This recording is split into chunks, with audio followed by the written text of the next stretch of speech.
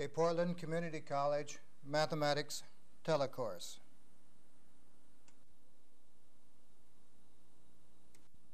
A course in arithmetic review, produced at Portland Community College.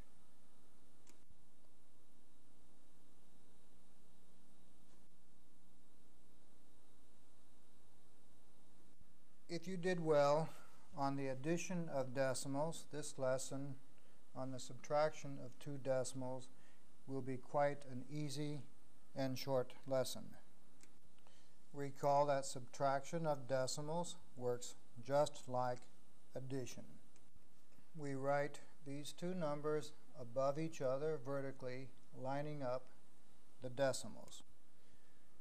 Decimal points are kept in a line, but more important than that, the like places are in a line. Tens with tens, ones with ones, tenths with tenths, hundreds with hundreds, thousands, and there are no thousands here. And if it will help you, insert a 0 on the end as a placeholder. Then at that point, simply remember that the decimal point of the answer stays in that line. And now we just forget that it's there and simply subtract as though it's a whole number. 7 from 10 is 3. I had borrowed 1. 8 from 13 is 5. I had borrowed 1. 5 from 12 is 7. I had borrowed 1. 8 from 17 is 9. I had borrowed 1. And 4 from 11 is 7. Just that simple. Keep the decimal points in a line, write down through the answer. Keep the like places in a line, and give yourself placeholder zeros if necessary. Let's summarize that for our thinking and notes. First, you write in vertical columns, line up the decimal points, line up like place value positions. We inserted our n zeros wherever it's useful. Now subtract just like whole numbers. So you see the bulk of your work is done not in the actual arithmetic, but simply in setting up the problem, and more particularly in setting up the decimal places. So on this one we would have 24.86. But this 5 here is a 1, so it must go under the ones position. Decimal points are lined up. 2 in the twos position, 1 in the hundreds position, 4 in the thousandth position. And then give yourself inserted placeholder zeros if it will help your thinking. Now the same thing down here. Simply write down your first number,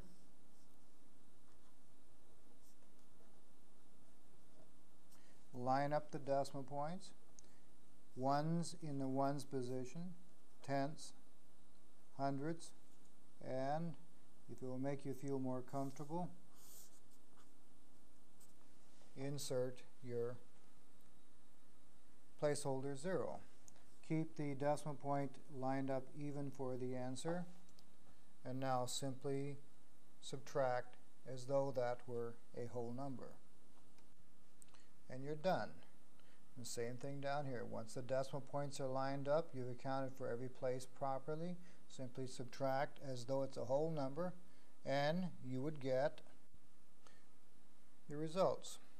Now in this case, we had to insert a placeholder 0 on this one, but down here on this one. With practice, you will know that there's a 0 there, and you won't bother writing it. How about when decimals are mixed with whole numbers? Well, all we need to recall here is that a whole number really does have a decimal, is written to the right. It's just that by itself it usually is not written, but your mind must still know that it's there. So writing down our first number, lining up the decimal points. You can see in this case we need 2 either mental or actually written placeholder zeros. keep the answer decimal point in the same line, and then simply subtract. 4 from 10 is 6. I had to borrow up here. Then 3 from 9 is 6. 7 from 7 is 0. And again, by convention, not by necessity, usually the 0 in front of the decimal point will be written. In some cases, even 2 zeros, notably in billings from department stores. You'll find quite frequently there are 2 zeros here. Now, once again, write down the first number, line up the decimal points, so this 5 goes here. A person who's a little bit careless can sometimes want to write it on the end, but always remember to keep those decimal points in a line. And then subtract, keeping it in a line. Now see, in this case, we know there's a 0 there, so 0 from 4 is 4 without writing it down. 0 from 3 is 3, again without bother writing it down. And 5 from 8 is 3. Now, while we're at it, you recall how to check these? You simply take your results, add it back to the number you were subtracting, just add upwards and see if you get back where you started from. Of course, 4 and 0 is 4, 3 and 0 is 3, 3 and 5 is 8, we're done. Up here, 6 and 4 is 10, carry the 1. Okay, that's 7 and 3 is 10, carry the 1, that's 7, which is 8, and it checks. So our check was to simply take our answer, add to the one above it, see if it's the one above that. So a very easy process to check. Now one more quickly.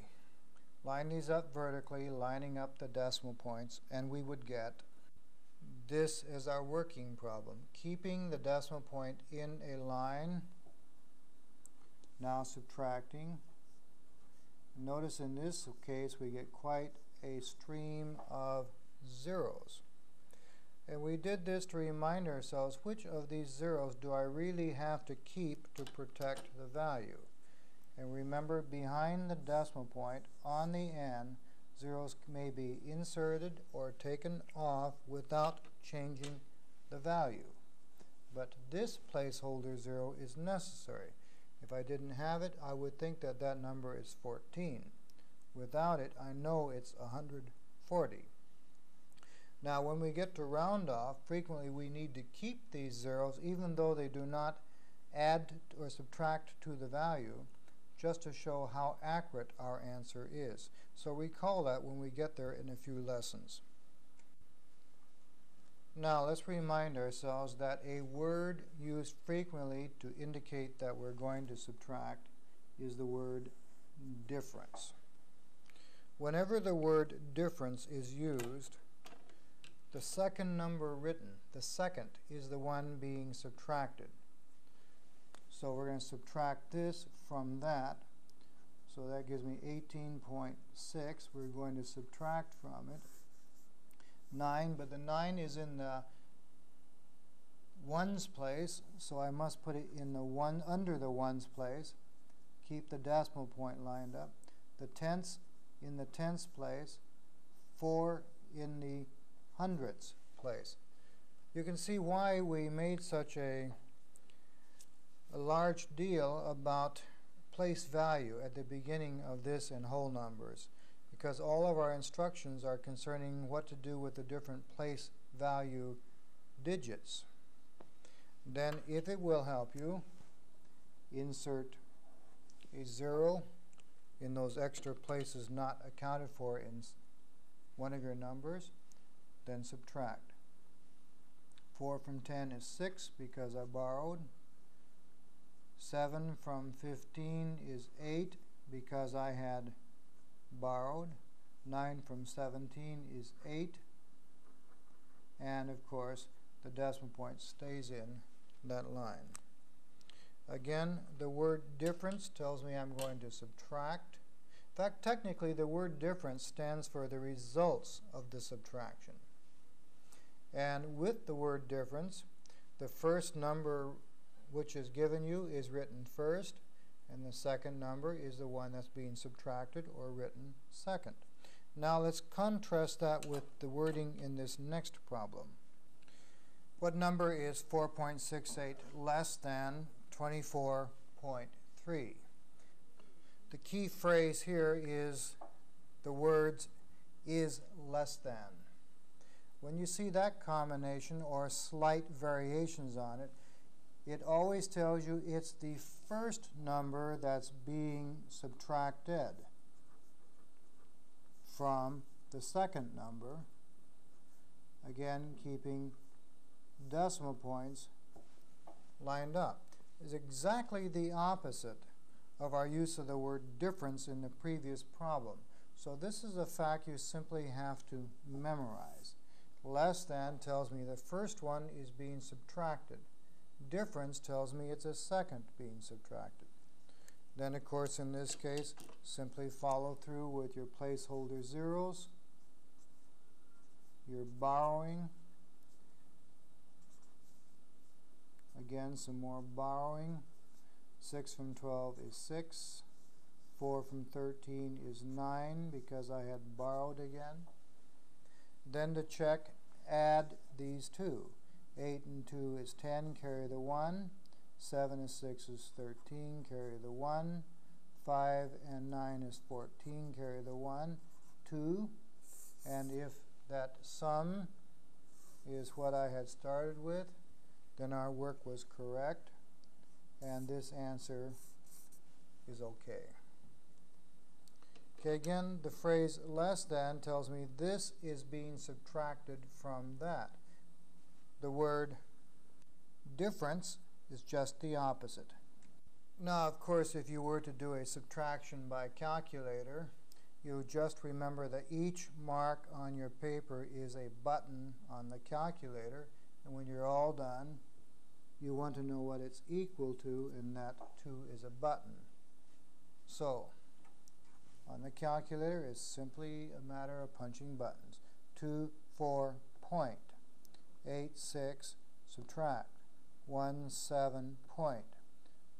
6, 4, 8 equals, and you're done.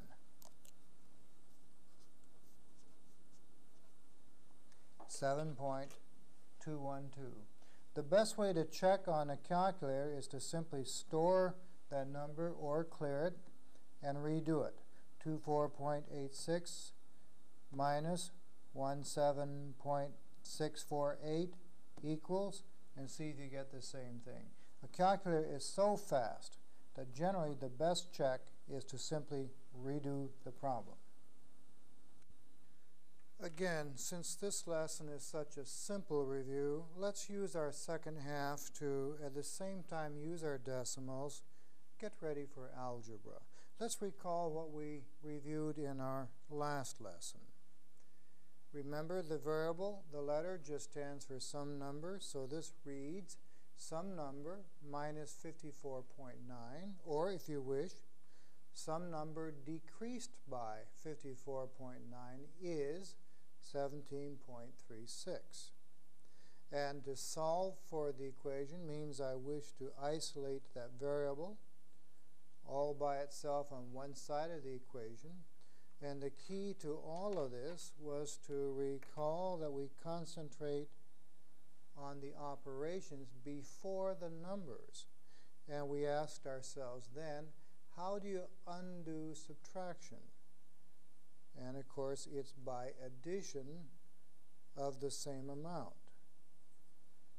But our addition law of equality stated that whatever you choose to add to one side of the equation, and you may choose anything, you must add the same amount to the other side. And this addition undoes this subtraction, isolating the variable, which is what solving is all about. Then over here we simply have to add two decimals, which tells me to line their decimal points together, keep the answer in the same line, then add like decimal places. And we're done. Now, with this lesson on subtracting, see here we're subtracting in the equation, but in fact we're solving it by adding. But in this lesson, which is about subtraction of decimals, we're going to ask, how do I undo addition? Not how do I get rid of 21.5, but how do I undo addition in order to isolate the variable, which here is designated by the letter K for whatever reason was chosen to whoever developed the equation. And all we need to remember is to undo addition, you subtract the inverse of what we did last time, and you subtract the same amount. But now we have a subtraction law of the equation which says whatever I wish to subtract from this side of the equation, that's okay, providing I subtract the same amount from the other side. And of course over here we're going to obey our rule for decimal subtraction by being very sure the decimal points stay in a line. And subtraction of anything undoes adding the same amount, hence isolating the variable, now subtracting, but if it will help us to insert a placeholder 0 and being sure that we subtract like places, hundredths from hundredths, tenths from tenths, ones from ones, tens from tens. So 5 from 10 is 5. I borrowed 1. So 8 from 12 is 4, but I had borrowed 1. 1 from 1 is 0. 2 from 5 is 3. So between this and the last lesson, we recall that subtraction now undoes addition, and I must subtract from both sides. And from the previous problem, addition undoes subtraction. And we learned that to get ready for story problems, it's a matter of learning what algebra symbols stand for words. Well, 15.3 is algebra as well as English in this case.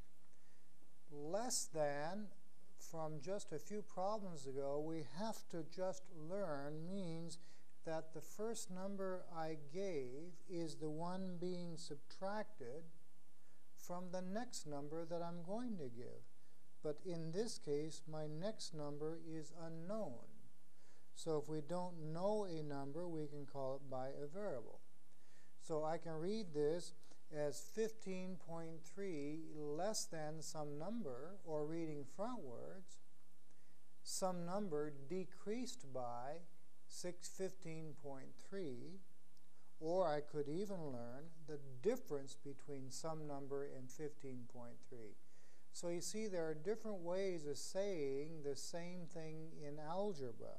So in English, we just have to learn and memorize what different words combinations mean.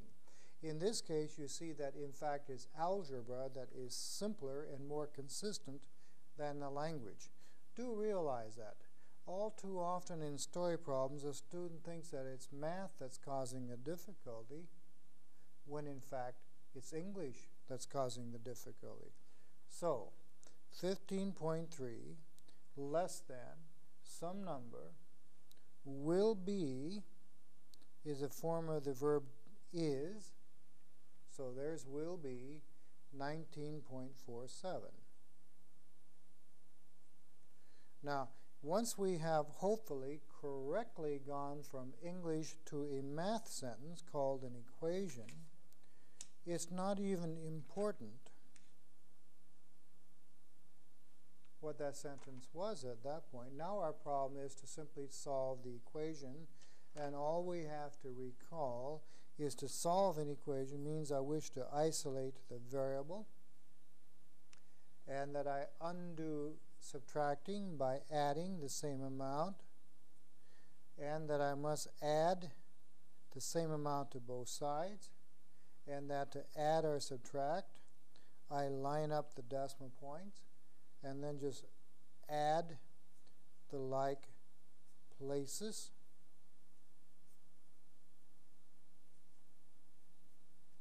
And I'm done. So I hope you begin to realize that in fact algebra, once you learn the very simple pushing rules, is really very, very simple. That is our thinking and our language that causes algebra to seem hard. But bear that in mind and put your emphasis of understanding where the difficulty is, and that's in being very clear about what the language is trying to say. So one of the best ways to get ready for algebra, other than reviewing your arithmetic itself, is learning what different English words mean in algebra. So difference is simply a subtraction sign.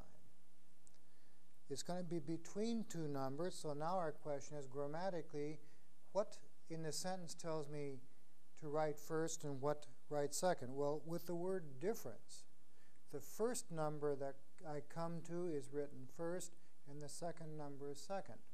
So the difference between an unknown number. So the first number I come to in my sentence is the unknown number. So I use a letter to stand for the unknown number, perhaps N for number. And 205, so that is the second number I come to. Now the word is simply equal sign, and then 69.3. Now once I have correctly translated from English to a math statement, we simply play the game. And again, that game is to isolate the variable all by itself on one side of the equation. So we look at what's happening to it. And what's happening to it is it's being subtracted by another number. And we undo subtracting by adding. And the addition law of equality says to add the same amount to both sides. And the addition law of decimals told us to line the decimal points up, inserting placeholder zeros if necessary, and to keep that decimal point lined up right to the answer. Then to add like places. So 3 in the tenths place, 4 in the units place, 7 in the tens place, and 2 in the hundreds place. See how very, very important it is that we are comfortable now in that place values that we perhaps struggled with a bit in Chapter 1. The way you learn any language, from English to Spanish or English to French, is to speak it many, many times until you can go back and forth comfortably. And so it is with going from English to mathematics. You must do many, many problems. So let us at least here do a few together, hoping that you will do even more by yourself. So beginning to translate. An unknown number. Well, in algebra, that's simply some letter. Your choice of what it's going to be.